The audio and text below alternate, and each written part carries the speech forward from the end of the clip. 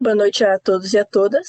Sejam bem-vindos ao Campus Urupema do Instituto Federal de Santa Catarina, para o evento virtual Descobertas e Oportunidades da Vitivinicultura, organizado por professores e alunos da Unidade Curricular de Atividades de Extensão 2, no curso superior em Viticultura e Enologia do IFSC Campus Urupema. Fundado em 1909, o Instituto Federal de Santa Catarina está presente em 20 cidades do estado, tendo como missão promover a inclusão e formar cidadãos por meio da educação profissional, científica e tecnológica, gerando, difundindo e aplicando conhecimento e inovação, e contribuindo também para o desenvolvimento social e econômico e cultural. O campus Urupema do IFSC iniciou suas atividades em dezembro de 2010, e em função das características do município e da região, ele atua principalmente nos eixos tecnológicos, de recursos naturais e produção alimentícia, realizando atividades de pesquisa, extensão e ensino nos cursos de Formação Inicial e Continuada, PROEJA, Ensino Fundamental e Médio, cursos técnicos em Agricultura e Administração, cursos superiores de Tecnologia em Alimentos e Tecnologia em Viticultura e Enologia, curso de especialização e em breve também terá o mestrado profissional em Viticultura e Enologia. O evento Descobertas e Oportunidades da Vitivinicultura como objetivo principal a integração da comunidade acadêmica e o público em geral, através de temas relacionados à viticultura, enologia, empreendedorismo, enogastronomia e turismo. Ao participar deste webinar, os participantes receberão por e-mail um certificado emitido pelo Instituto Federal de Santa Catarina, após o encerramento e envio do relatório do evento, o que deverá ocorrer até o final de dezembro.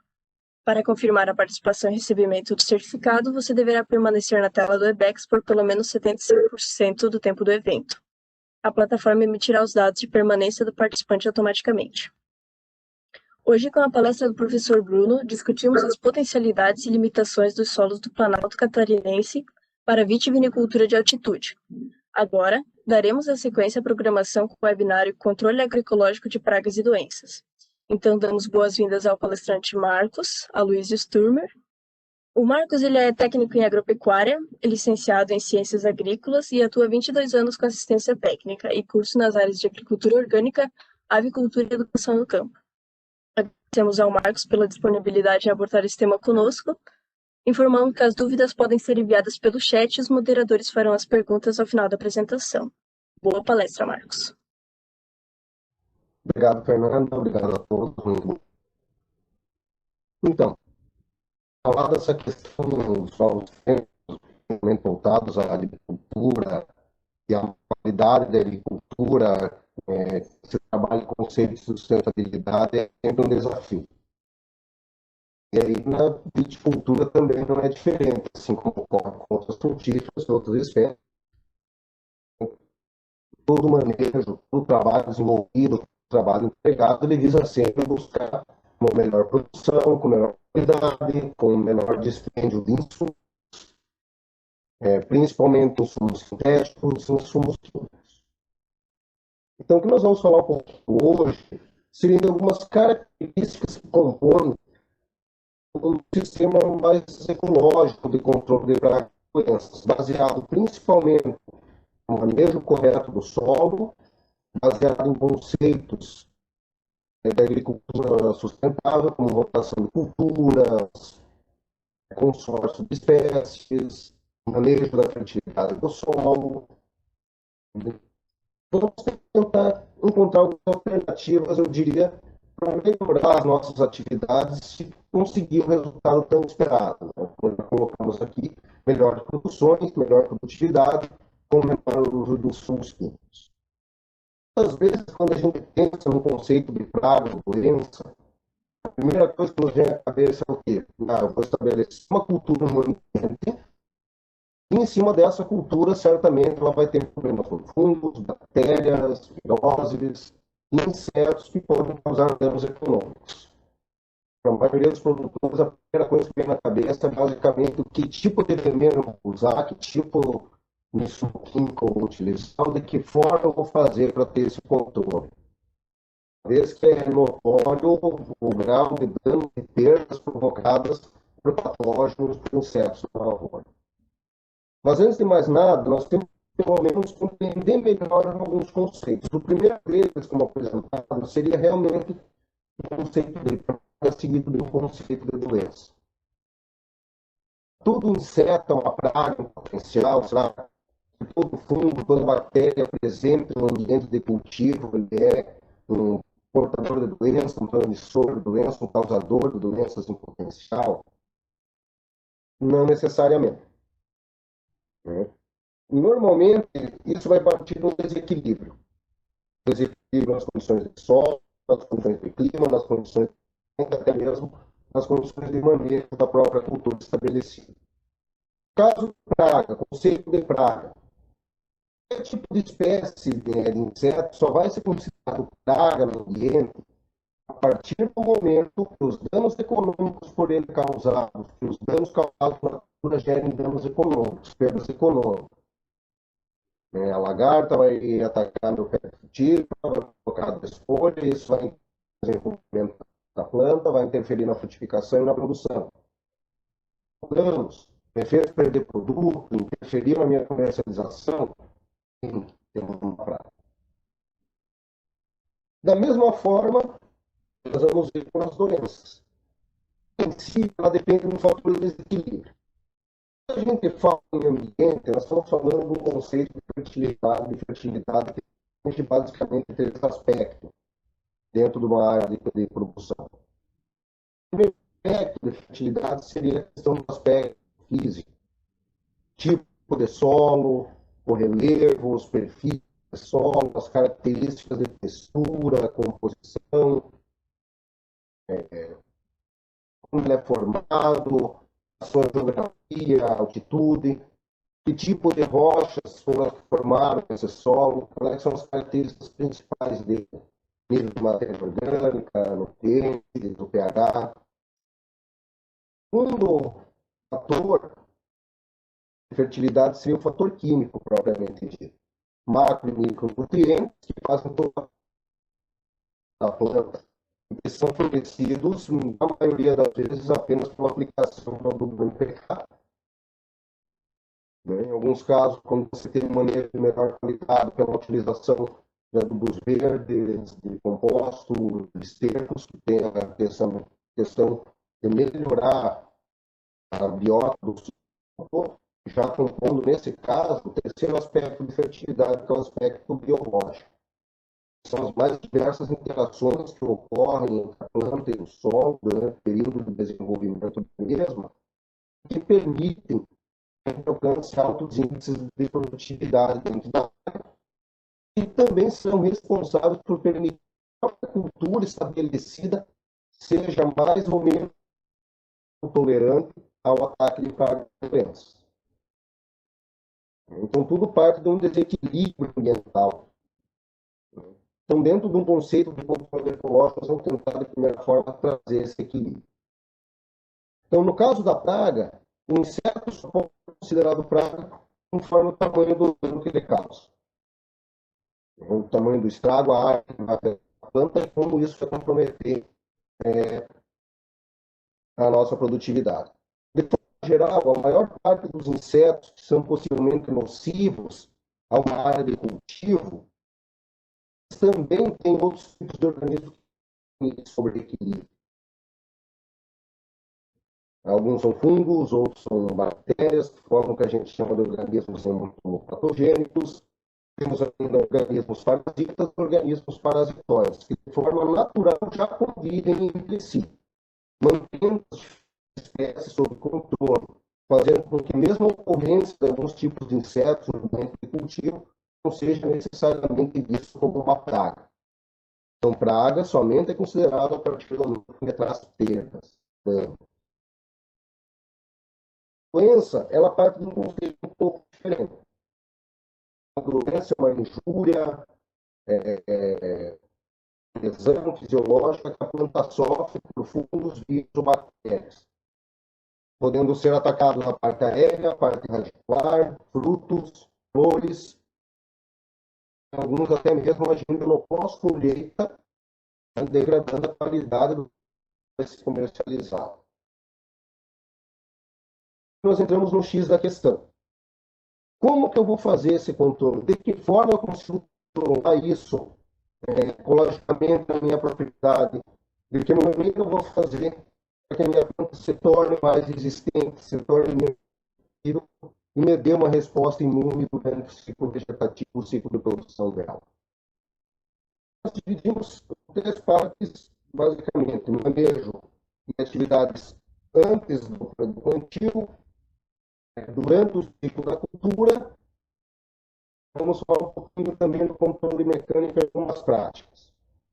Diria que hoje a forma mais eficiente é olhar a propriedade não somente como um local onde eu vou estabelecer uma cultura comercial, onde eu vou dar manejo, e isso vai me dar produção e eu vou vender. Nós começamos a observar a propriedade no contexto do organismo vivo e todas as relações existentes entre elas, principalmente a relação solo-planta. Por que nós falamos isso? O solo é o maior de todos os organismos vivos. A gente contempla hoje cerca de 6 a 7 mil espécies diferentes de fungos e bactérias em apenas um pedacinho de solo, em torno de 1 cm² de solo. Algumas dessas espécies são responsáveis pela decomposição da matéria orgânica, pelo processo de umificação dos nutrientes do composto junto ao solo. Outros organismos têm ações simbióticas que ocorrem junto com as plantas, como, por exemplo, isóbios, como micorrizas em espécies arbóreas, arbustivas e algumas culturas frutíferas. As micorrizas conseguem expandir a área radicular da planta, melhorando a assimilação de fósforo no solo, melhorando a captação de água, fazendo com que a planta nutra de forma mais adequada e automaticamente ela se equilibrar. Parte do conceito de trofobiose, onde a gente não vai trabalhar a planta, assim a gente vai trabalhar o ambiente de cultivo para que a planta encontre todas as condições, tanto de habitat quanto de alimentação, nutrição, para que ela possa crescer saudável, para que ela possa crescer com altos índices de resistência. Dentro de um processo ecológico, em primeiro lugar, nada acontece por milagre, nada acontece da noite para o dia. Diferente onde eu pego, por exemplo, simplesmente uma análise de solo, calculo uma correção do calcário, calculo uma adubação com NPK, seus ciclos de adubações, seus períodos. Com isso, eu forço a planta a se desenvolver. Tudo que a gente chama de controle ecológico, agroecológico, das doenças, um dos fatores mais importantes é o manejo que se dá para a propriedade, começando pelo manejo do solo, ainda antes do plantio. Aqui a gente tem alguns pontos bem interessantes. Essa na frente, depois eu volto, né? Preventivas antes do plantio. Separei aqui o tópico. Histórico da área. A melhor forma de você conhecer um local de cultivo é vendo um pouco da sua história. Então, no primeiro momento, se você é dono da propriedade, o que tu vai olhar nessa história? Quais foram as primeiras atividades ali desenvolvidas? Qual é o tipo de agricultura que se praticava? Era uma agricultura mais intensiva, baseada mais em insumos somente no uso de insumos químicos, de altas doses de defensivos agrícolas? O local era uma área de pastagem, era uma área que foi explorada com madeira. Por que a gente fala isso? Porque a maior parte de doenças, na sua grande maioria, elas podem ficar por gerações no ambiente. Algumas tomam forma de saprófitas, podendo sobreviver até mesmo na matéria orgânica, até por longos períodos aguardando o momento da instalação de uma cultura que seja apropriada ao ataque. Então, conhecer o histórico da área, das culturas que foram utilizadas antes, das práticas que eram desenvolvidas, facilita muito o planejamento da atividade e pode também nos dar uma ideia até mesmo das condições de fertilidade do solo. Por de lavoura, que serão feitas em áreas de pastagem abandonadas, ou em locais onde é possivelmente cultivado grãos, se utilizando muita ração, muita gradagem, um emprego maciço de tratores e implementos pesados. Ele começa a me trazer algumas ideias, como, por exemplo, o grau de compactação desse solo, os tipos de práticas que serão necessários aplicar nesse solo, para que eu consiga melhorar a fertilidade natural. Muitas vezes isso vai me trazer o porquê de algumas espécies de produtos invasores estarem residindo nesse ambiente. Então, ele me mostra um tipo de cuidado ou não que esse solo tem. A questão antes do plantio é realmente conhecer o clima da região, o histórico da área e o tipo de solo. Por quê? Para que eu possa fazer um encaixe feito do tipo de cultura ao tipo de clima e ao tipo de solo que eu vou trabalhar. O meu solo pode ser um solo mais arenoso, ele pode ser um solo mais argiloso. Daqui a pouco, meu solo é composto por camadas profundas, sem presença de rochas, ou o meu solo é mais rochoso, tem uma pequena camada de solo, um pequeno horizonte já seguido de uma mais rochosa. É um solo mais encharcado. Se é um solo mais encharcado, que tipo de práticas eu vou ter que fazer nessa área para reduzir os índices de encharcamento, para promover uma secagem desses solos na hora do plantio? Daqui a pouco, dependendo das características, a cultura que eu tenho em mente torna viável esse tipo de local. Conhecer o relevo, práticas de conservação, algo muito importante, principalmente em Santa Catarina, nós somos regiões mais acidentadas, com alto grau de declividade. Entre as principais práticas dessas áreas, a gente recomenda o cultivo em curvas de nível, o cultivo terraço, principalmente em áreas de declividade mais elevada, acima de 10 a 15%. Tais práticas, elas evitam o processo de erosão, diminuem problemas causados por enxurradas, fazem com que o solo compacte menos, porque ele diminui a sua lixiviação dos nutrientes e favorecem o desenvolvimento da cultura. Outro ponto interessante é observar as plantas invasoras existentes na área. Quando a gente fala de plantas invasoras, a gente está falando de algumas questões mais complexas. Umas são realmente plantas invasoras, capazes de se adaptar em qualquer tipo de solo, seja um solo mais fértil, um solo mais pobre, um solo com menos condições nutricionais. A grande maioria das espécies, ervas invasoras, ervas daninhas, elas nos dão uma dimensão até mesmo das condições de solo. Vou citar alguns exemplos aqui bem interessantes. Samambaia, indicativo de pH baixo, necessidade de altos índices de alumínio tóxico disponíveis no solo. O solo desse tipo dificilmente vai conseguir fazer uma cultura bem feita, vai ter problemas com crescimento, desenvolvimento, floração, frutificação. Vai ser mais suscetível ao ataque de pragas e doenças. Outro exemplo comum em Santa Catarina é a própria carqueja, que aparece muitas vezes, ou seja, de lavoura, de campo. Se ela é uma carqueja miúda, com dificuldade de desenvolvimento, ela pode estar indicando pH baixo, solos fracos, subsolos adensados, extremamente duros.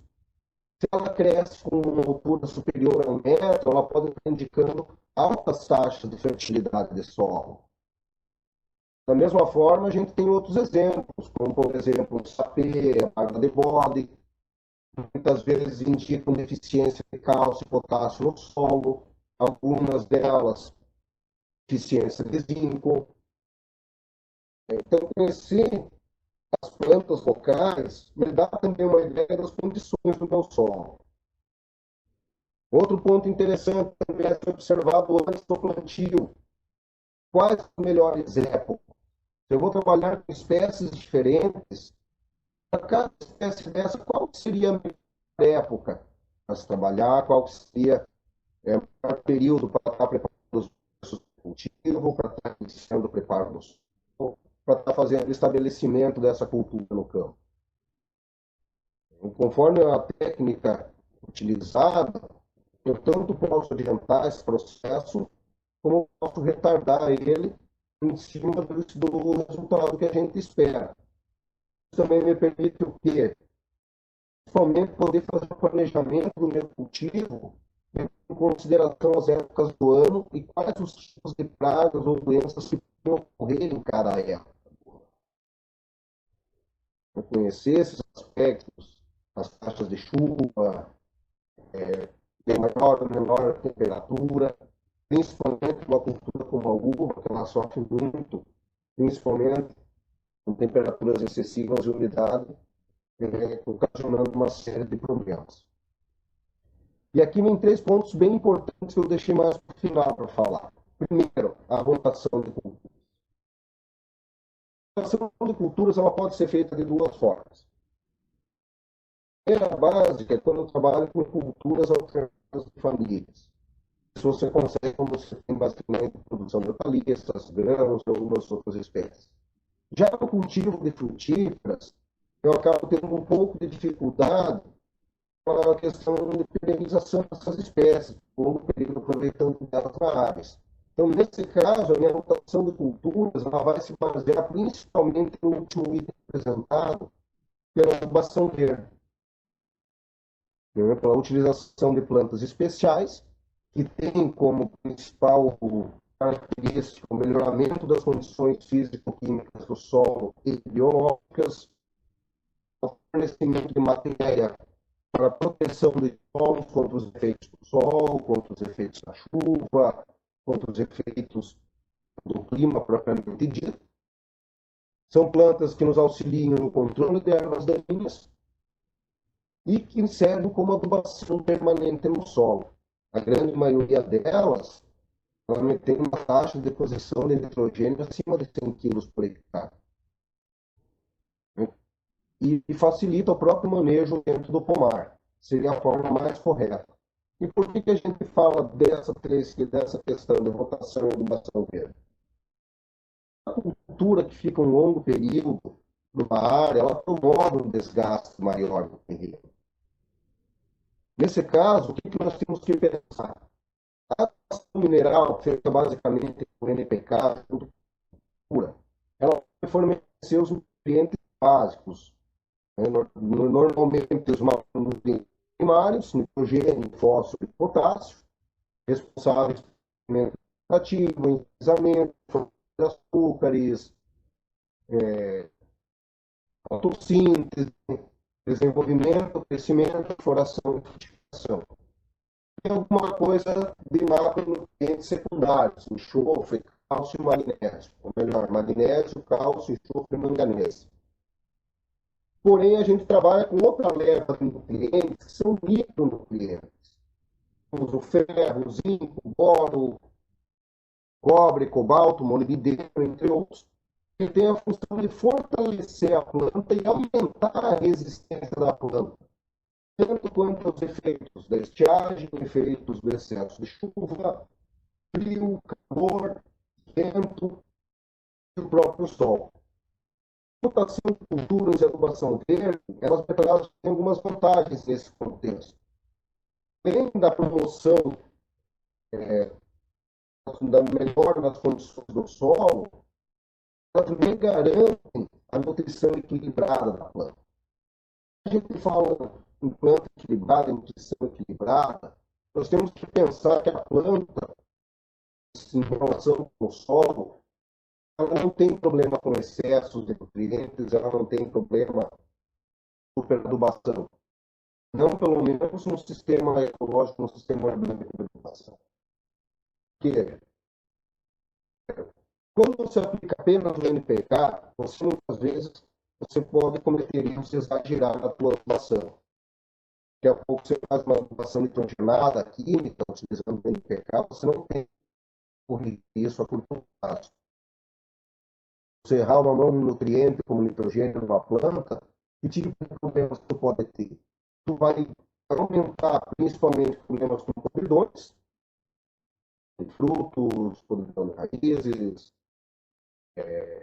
problemas com alternária, problemas com outros tipos de bactérias, além de fazer com que a tua planta se torne muito mais atrativa para pragas. Lembrar que durante a fotossíntese, aminoácidos são convertidos em proteínas, açúcares em glicose. Quando eu tenho uma nutrição desequilibrada na planta e onde eu acabo muitas vezes fazendo aplicações excessivas de nitrogênio, eu faço com que durante a fotossíntese a minha planta não consiga fazer essa ligação de aminoácidos convertendo em proteínas, muito menos de açúcares em glicose. Então a minha planta vai ficar uma planta mole, vai ficar uma planta mais susceptível ao ataque de pragas, ela se torna mais atrativa para as pragas. Além do que, isso vai favorecer também a instalação dessas pragas e doenças na área de cultivo, dificultando a longo prazo o controle. Quando eu trabalho de forma correta uma rotação verde e a rotação de culturas, em primeiro lugar, eu consigo melhorar a fertilidade do solo, tanto no aspecto químico, quanto no aspecto físico, quanto no aspecto biológico. No aspecto biológico, porque eu consigo reviver o meu solo. Eu vou voltar a carregar ele de organismos e micro-organismos que são essenciais às boas relações da planta com o solo e que vão melhorar as condições da minha planta em resistir e tolerar o ataque de pragas e doenças.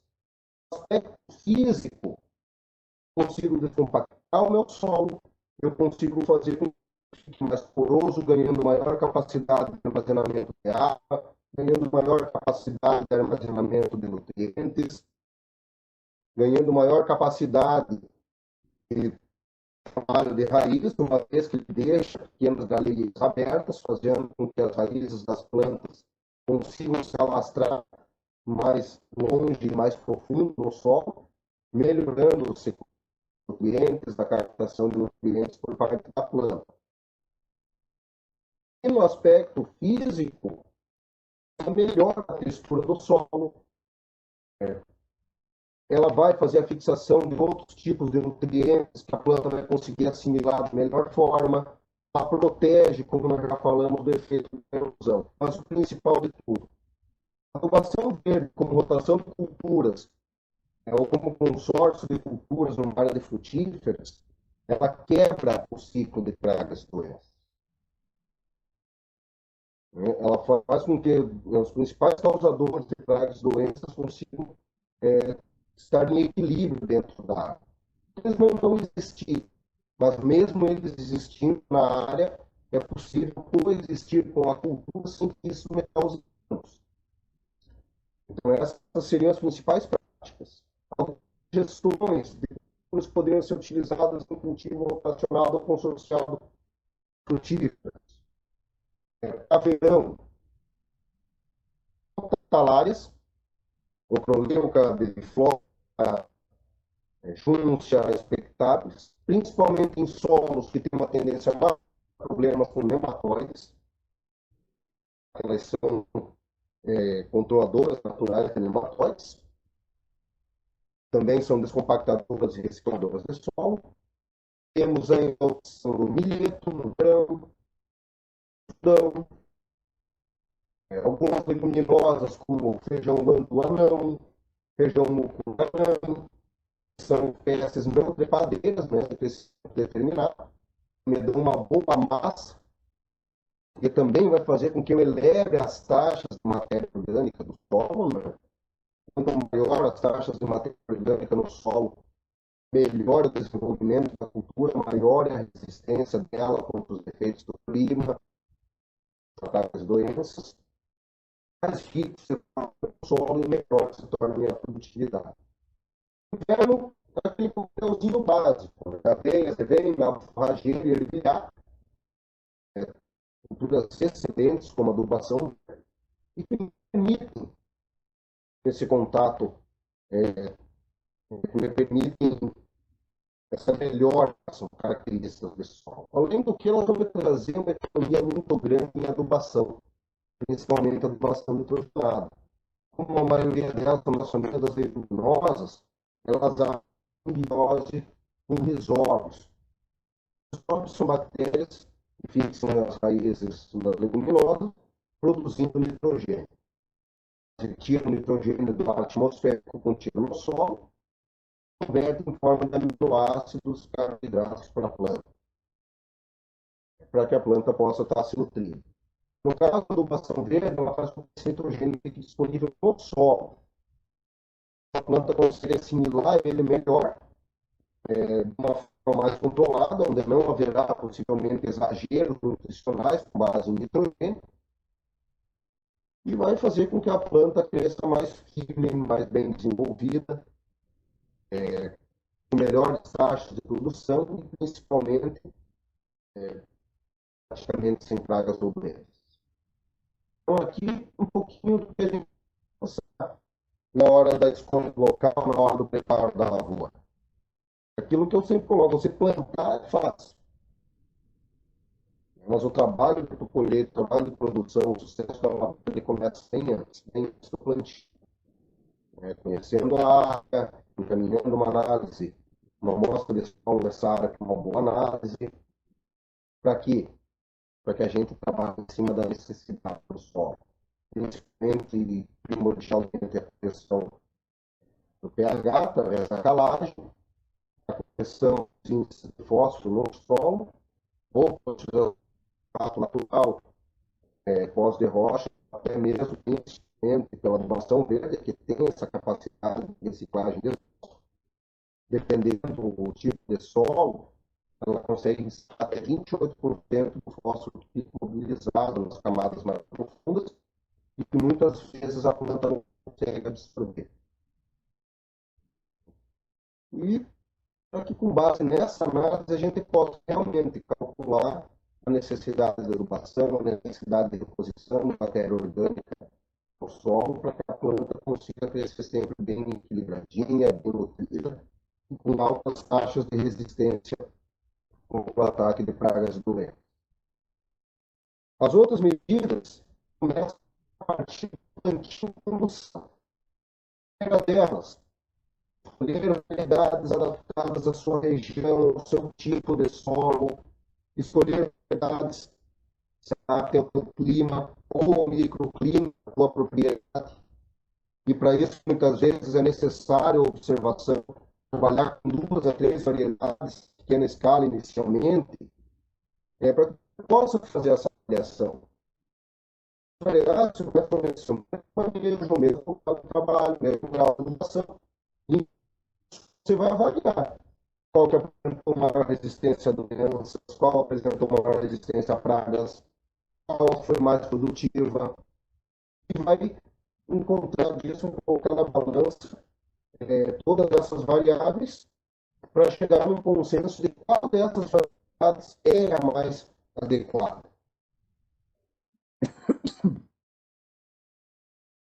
Então, o local da onde que eu vou tirar mudas.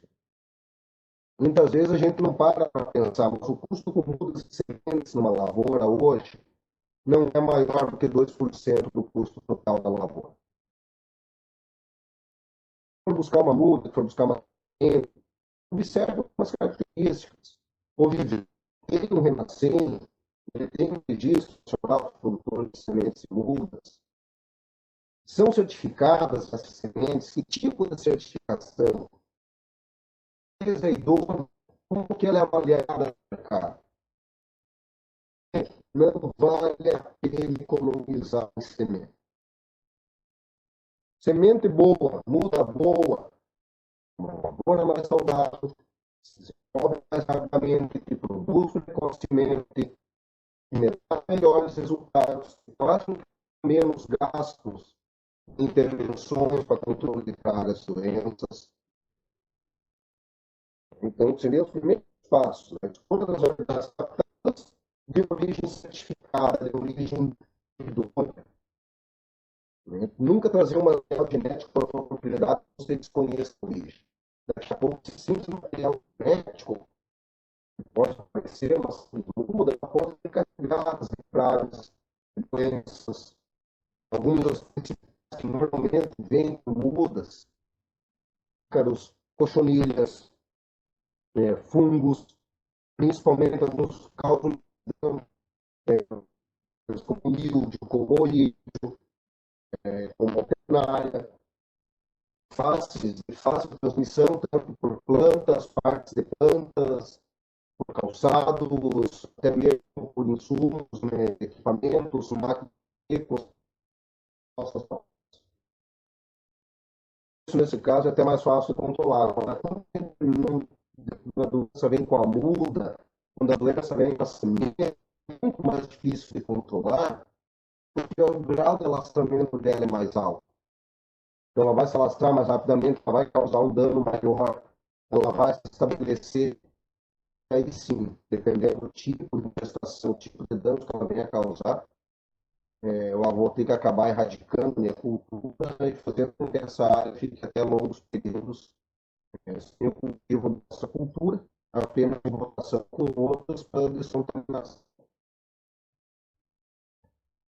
Outro detalhezinho, antigo em locais favoráveis à cultura, né, dentro do espaçamento adequado, se observa muito no meio dos produtores, o pessoal sempre pensa em colocar mais plantas, mais plantas, mais plantas no espaço, para que eu tenha simplesmente altíssimas produções, produza cada vez mais por área.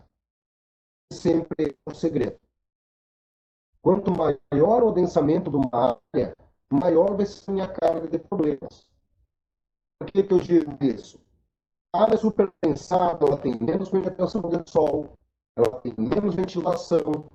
Esses dois fatores, principalmente, são os que mais vão favorecer a formação do microclima favorável a doenças, a fungos, a bactérias. O excessivo de plantas pode fazer com que a própria cultura se torne competitiva com ela mesma, fazendo plantas entre si por água, por luz, por nutrientes, o que vai vibrada, que vai sofrer mais com ataque de pragas e doenças. A alopatia, companheiras com plantas supressoras, né? Isso dali se baseia basicamente em técnicas de manejo da área, como algumas delas. Utilização de barreiras vegetais naturais que vão favorecer o desenvolvimento de organismos parasitas e parasitoides, que vão manter as pragas sob controle. A utilização de plantas com características de serem atrativas para insetos nas áreas de bordadura ao redor dos padrões de cultivo, tajujá, a bucha vegetal. No meio das linhas de cultivo, muitas vezes consorciado com a cultura, utilização de plantas repelentes, como cravo de defunto, como marnica, como pimentas, que tem a função de afastar as pragas para longe das áreas de lavoura. Utilização dessas plantas em caudas e extratos preventivos que podem ser feitas cada semana, quinzenalmente, a cada mês, na área de cultivo, onde a grande maioria delas vai ter um efeito de máscara, mostrando o aroma característico da cultura, para que os insetos não venham atacar, principalmente as pimentas têm essa característica, né? Algumas outras vão ter ação neurotoxínica, principalmente em insetos menores, como ácaros, frutíferos, como pulgões, bicudos, exemplo do outro exemplo da manga. O trabalho que você faz na hora do plantio, ação de canteiros, camalhões em áreas mais úmidas, covas elevadas. Novamente, aqui voltando à nutrição adequada da planta. Nutrir adequadamente da planta não é somente pegar o resultado de uma análise e determinar NPK. É nutrir o solo. Onde é que está a principal diferença? A adubação mineral, quando você faz a aplicação do NPK, ele vai solubilizar o solo e a planta vai absorver ele naquela dosagem. Ela acaba não tendo muita escolha. Ela está puxando umidade ela está arrecadando nutrientes, ela está se nutrindo dos nutrientes que foram ali aplicados. O manejo no solo, principalmente produção de estercos e compostos, e coberturas mortas ou coberturas verdes, a maioria delas oriundas da adubação verde, cria um processo diferente. Eu não vou adubar a planta, eu vou disponibilizar os nutrientes para a planta. Eles estarão ali no solo. A plantinha, com a sua necessidade, ela vai abrir uma pequena conversa com o solo e ela vai absorvendo os nutrientes de forma rotineira em pequenas quantidades. Então, isso acaba fazendo com que não haja exagero. E um processo, uma vez iniciado, ele não paralisa, ele é permanente e contínuo. Então, a planta ela fica mais equilibrada porque ela não vai ter nenhum tipo de deficiência. Pelo contrário, ela não sofre com excessos, mas ela também não sofre com deficiências. Tudo que ela precisa está ali no solo. Para cada fase da vida dela, para cada fase do desenvolvimento dela, ela vai fazer o quê? Ela vai sequestrar esses nutrientes da forma como ela deseja. O ponto, o NPK ele é diferente porque ele tem um tempo no solo, ele é de alta solubilidade. Alguns 30, 60, até 90 dias de ação, não mais do que isso. Ainda vai depender muito das condições do tempo. Se tu tiver um período muito seco, com excesso de calor, tu já vai ter uma alta perda de nitrogênio por volatilização. Se tu tem um período muito chuvoso, tu já tem perda de potássio por tibiação, já faz com que o fósforo desça para camadas mais profundas. No contexto de manejo de solo e reposição de matéria orgânica, onde a gente entra com a adubação verde dos estercos, eu não tenho. Essa matéria orgânica ela tem um efeito residual no oferecimento de nutrientes por até 1 ano e meio. Né? E aqui que eu digo, o maior segredo de uma área de cultivo para manter uma planta sempre bem forte, um solo sempre nutrido, uma planta sempre bem nutrida, é 10 a 20 toneladas de palha e capim por ano, e 5 a 10 toneladas de esterco por hectare. Uma boa adubação verde, uma boa reposição de esterco anual em qualquer área de cultivo, em 2 anos você recupera qualquer tipo de deficiência, você recupera qualquer nível de degradação do solo, desde que sejam utilizadas as técnicas corretas. As técnicas e as tecnologias corretas ao cultivo da cultura. Você consegue até 2 anos ou menos recuperar uma área ou melhorar essa área. A partir dali, meu amigo, impressionante a resposta imunológica que a planta apresenta.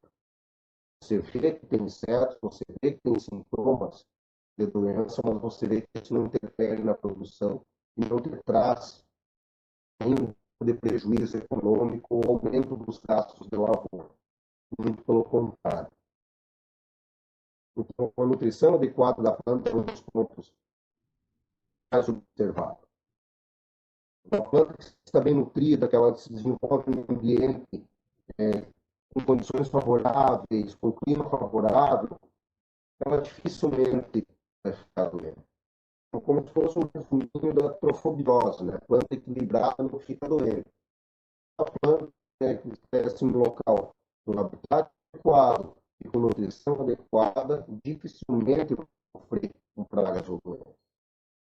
E aqui também entra uma irrigação, que é muito interessante.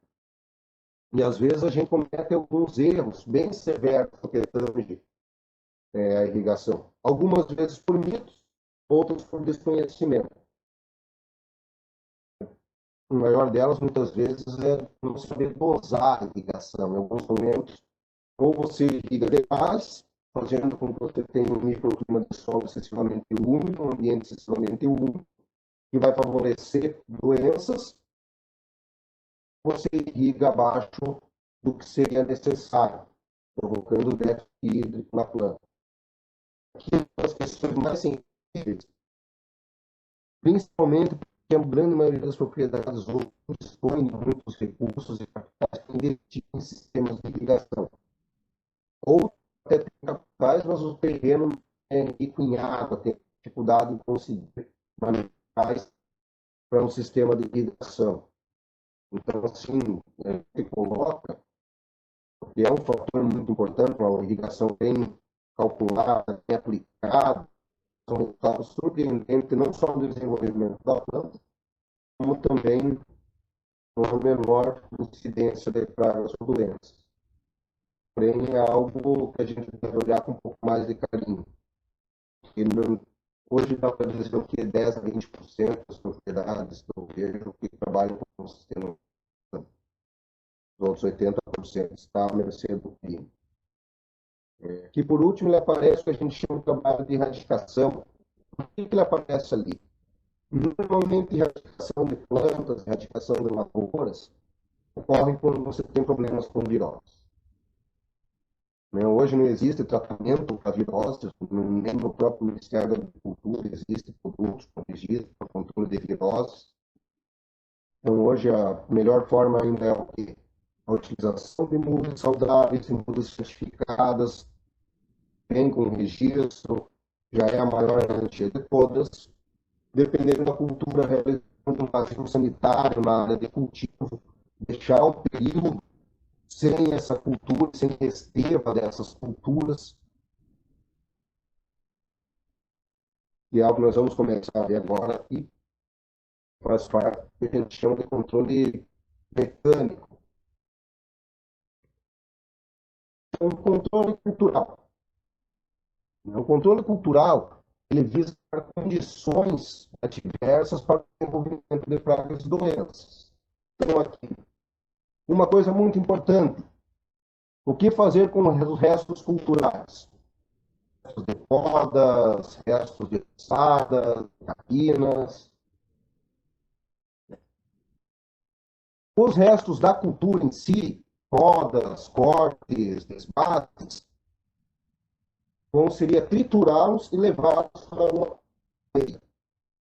Para quê? Para que durante o processo de compostagem ele seja pasteurizado, ele seja umidificado, seja transformado em humus, que vai descontaminar e vai fazer com que ele se torne limpo.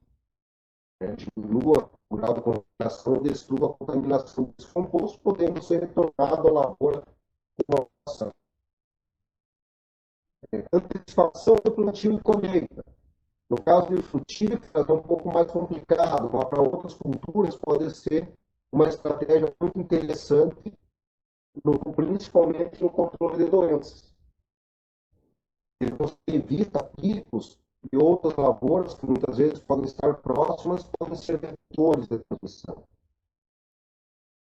O próprio controle, através de podas e desastres, permite que a planta faça reservas energéticas, que a planta consiga se estruturar em alguns períodos do ano, para ter maior resistência no período de desenvolvimento vegetativo. Não só na uva, mas isso basicamente todas as frutíferas em geral, não só frutíferas, né? Algumas espécies de frutos também necessitam de manejo de podas e desbates para garantir as condições de boa produção e de maior resistência de pragas e doenças. Pólen, desbaste, nem sempre ele tem a função apenas produtiva. Às vezes tem a função para melhorar o clima e o ambiente da cultura, melhorar a ventilação, permitir uma maior penetração de luz de sol na área de cultivo, auxilia no controle da umidade dentro da área de cultivo, a própria questão do manejo da água, da irrigação. Nós vimos até agora há pouco, se há irrigação na propriedade e se dispõe do sistema de irrigação, o primeiro manejo que se faz com a água é observar a qualidade dela, é encaminhar uma amostra dessa água para uma análise microbiológica, para uma análise físico-química completa, para que eu também saiba o que eu estou colocando na planta junto com essa água. Que tipo de nutrientes, que tipo de minerais eu tenho na água. Alguns minerais, como ferro, enxofre em excesso na água, podem trazer problemas também para a planta. Podem favorecer problemas com doenças. Então, a qualidade da água para a planta é fundamental. A gente sempre ouve falar muito da qualidade da água. da planta também é importante. Outra questão bacana no controle cultural é a utilização de armadilhas, né? Plantas armadilhas, lentes, outros tipos de armadilhas. Aqui destaca armadilhas coloridas, no caso de mosca branca, mariposas, borboletas de coloração amarela, no caso de trips, ácaro, minadores de coloração mais azulada, de coloração mais branca. Hoje é possível você encontrar colas entomológicas coloridas no mercado, para que sejam feitas a confecção de iscas móveis que você faz a distribuição nas áreas de cultivo. Iscas essas que são atrativas, né? Essa cola entomológica, ela tem a capacidade de atrair os insetos pragas, fazendo o seu controle. Também podemos utilizar alguns outros tipos de iscas caseiras, até mesmo feito com garrafas PET, melado, açúcar mascavo. Temos ainda a opção das barreiras vegetais, principalmente a barreira vegetal como uma área de refúgio, formada por pedaços de mata nativa ou de mata nativa ao redor das áreas de cultivo. Esses locais, além do trabalho de barreira, têm um microclima apropriado ao desenvolvimento e à multiplicação de controladores naturais, como, por exemplo, algumas espécies que se alimentam de ovos de lagartas, de ovos de pulgões, de ovos de outros insetos. Algumas espécies de joaninhas que se alimentam também de pragas, de larvas, de pulpas, tanto de outros insetos, como também de lagartas. Locais onde eu vou ter um bioclima apropriado para o desenvolvimento de fungos, organismos como patogênicos, como Bovéria baciana, como Betarrhizo, são controladores naturais de bicudos, de brocas, de nematóides. Se essa barreira vegetal não for natural, ela pode ser feita de forma artificial, principalmente com a utilização de flores e capineiras. Eu aconselho muito barreiras daquelas propriedades, principalmente que as lavouras fazem margem a estradas. Segure principalmente essa poeira que vem de fora. Então, outras opções para uma barreira artificial bem interessante seria o próprio capim-elefante. Uma boa barreira também me dá uma matéria-prima muito bacana para a produção de composto. Composto esse que depois vai ser utilizado na adubação das plantas, melhorando a resistência delas. Manejo de roçadas de capins. Isso é mais do que comprovado. Aquele velho conceito de área de cultivo tem que ser limpa a terra. Essas coisas são muito antigos, né? Costume de ser tudo na enxada, tudo capinado. Chegava nas áreas de cultivo, não tinha um pé de mato, não tinha um latinho, era só aquela terra limpa. É comprovado que isso é maléfico ao solo. Em primeiro lugar, porque ele acaba provocando um adensamento do solo, compactação do solo. Né? Em segundo lugar, ele tira a proteção natural contra os efeitos do solo, contra os efeitos da chuva, fazendo com que a terra sofra mais por lixiviação, fazendo com que o solo sofra mais com perda de nutrientes. Né?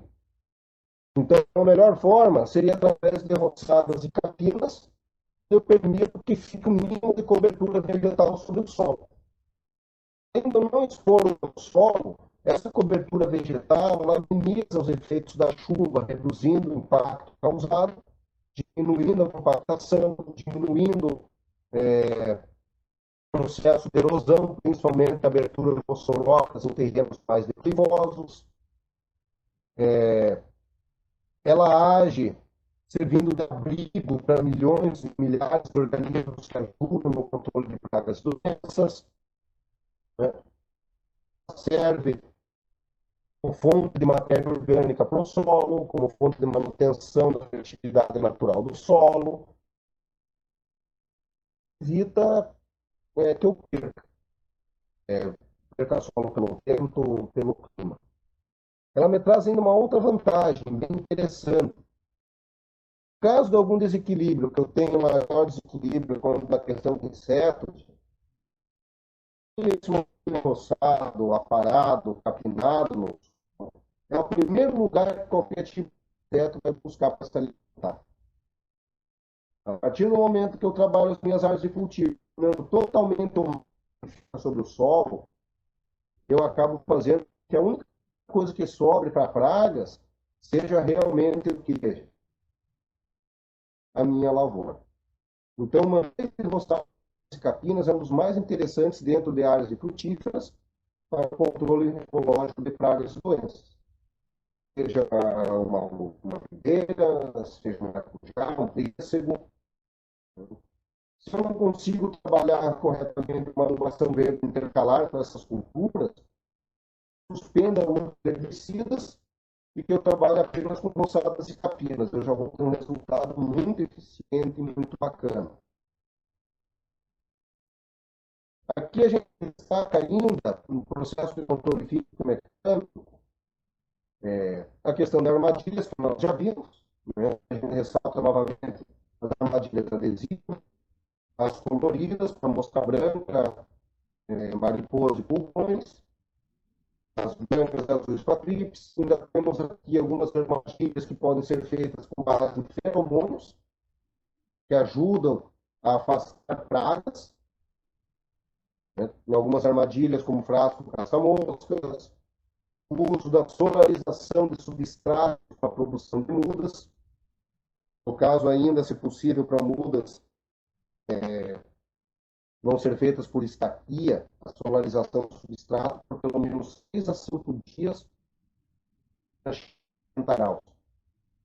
Isso faz com que eu consiga eliminar a maior parte dos contaminantes e até mesmo alguns tipos de resíduos de insumos químicos. Utilização de iscas, como exemplo, para lesmas e moluscos, cerveja ou leite.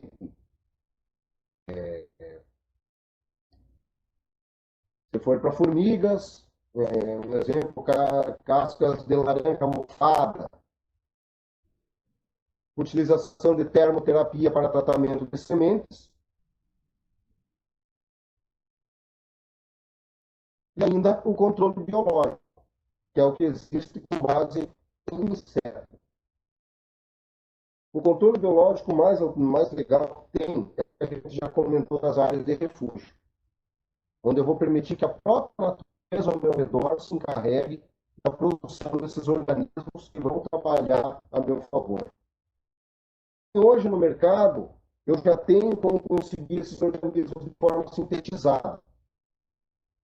Seja, por exemplo, um ácaro predador para controle de outros ácaros, vespas parasitoides, como o Trichogramma galloi, para controle de lagarta, outros organismos patogênicos, como o Bacillus subtilis, Bovéria baciana, que tem ação também no controle de pragas. Acabei me empolgando e passando um pouco do ponto. Uma forma um pouco mais resumida seria um pouco de algumas formas que a gente pode estar utilizando para melhorar o controle de pragas e doenças com menor uso de insumos químicos na nossa lavoura. Uma pequena dica de como poder fazer isso. Obrigado, Marcos, pela excelente apresentação e pela disponibilidade de participar do nosso evento. Agradecemos também a todos que acompanharam este webinário